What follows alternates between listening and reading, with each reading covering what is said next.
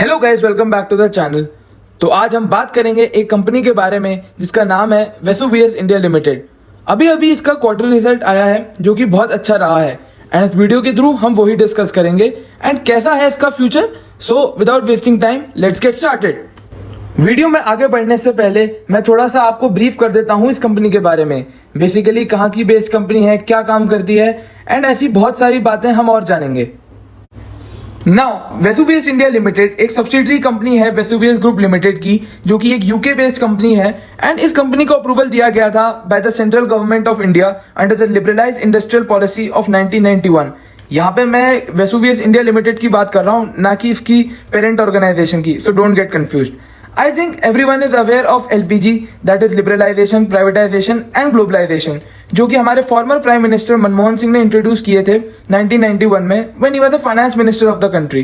Because उस time India में एक फाइनेंशियल क्राइसिस आया था एंड इंडिया एक क्लोज्ड इकोनॉमी था, सो उससे निकलने के लिए ये किया गया था एंड आज डेट तक हम इसे इंडिया की एक बहुत बड़ी सक्सेस कह सकते हैं।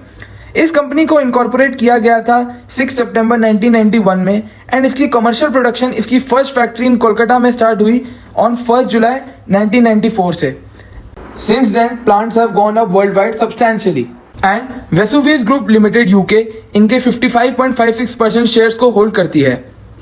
अब ये कंपनी काम क्या करती है हम उसे जान लेते हैं। तो ये कंपनी रिफ्रैक्टरी इंडस्ट्री के अंदर आती है। अब रिफ्रैक्टरीज किसे कहते हैं? रिफ्रैक्टरीज सेरेमिक मटेरियल है जो असेंशियल है सभी हाई टेम्परेचर इंडस्ट्रियल प्रोसेसेस के लिए, बिकॉज ये mechanical strength, protection against corrosion and thermal insulation provide करता है। फॉर एग्जांपल मेल्टिंग, जब आप मेटल की मेल्टिंग करते हैं उसके लिए काफ़ी हाई टेम्परेचर की रिक्वायरमेंट होती है, तो वहाँ यूज होता है ये सेरेमिक मटेरियल ताकि जो मेटल है वो अपनी ओरिजिनल फॉर्म को ना लूज करे।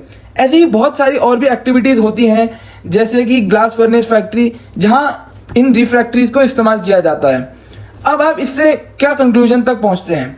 रिफ्रैक्टरीज जो है मोर और लेस एक एसेंशियल नीड है and refractory is a consumable material जिसकी डिमांड मार्केट में हमेशा बनी रहेगी। So this is pretty obvious कि कंपनीज डीलिंग इन रिफ्रैक्टरीज हमेशा अच्छा परफॉर्म करेंगी, तभी ये कंपनी क्वार्टर बाय क्वार्टर अच्छा परफॉर्म करते जा रही है। अब मैं आपको कुछ इंपॉर्टेंट फिगर शो करता हूँ जिस पर हमें एक नज़र देख लेना चाहिए।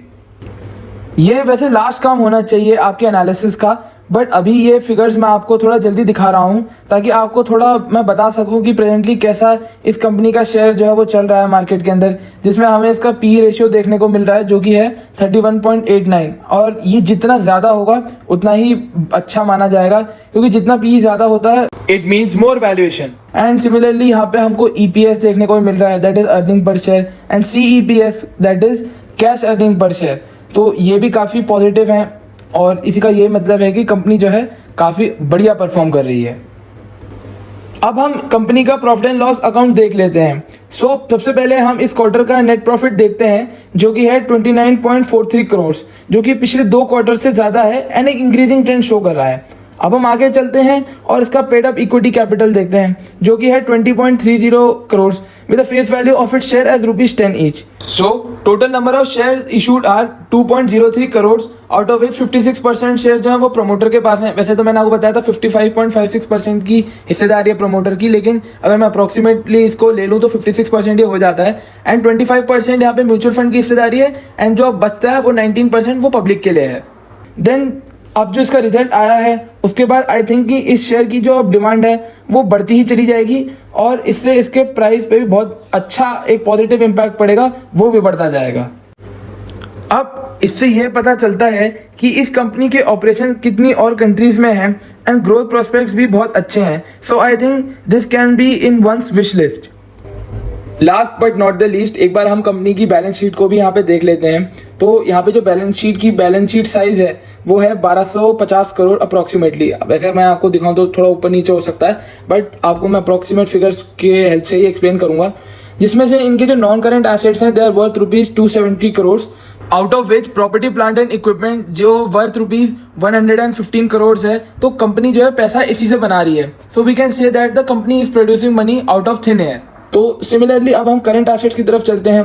करंट एसेट्स आपके लगभग यहाँ पे 980 करोड़ के हो गए। सिमिलरली अब हम इक्विटी एंड लाइबिलिटीज की तरफ चलते हैं, जिसमें टोटल इक्विटी यानी कि कैपिटल आप समझ लीजिए वो इन्वेस्टेड जो है यहाँ पे वो है 940 करोड़ की लगभग, एंड टोटल लाइबिलिटी यहाँ पे लगभग 310 करोड़ की है, जिसमें से कंपनी इतना अर्न कर पा रही है कि वो अपनी लाइबिलिटीज को पे कर सके। सिमिलरली अब मैं आपको इसका 5 साल का हिस्टोरिकल डाटा मैं आपको दिखा देता हूँ 2017 से लेकर 2021 तक का, जो कि ऑलरेडी आउट हो चुका है।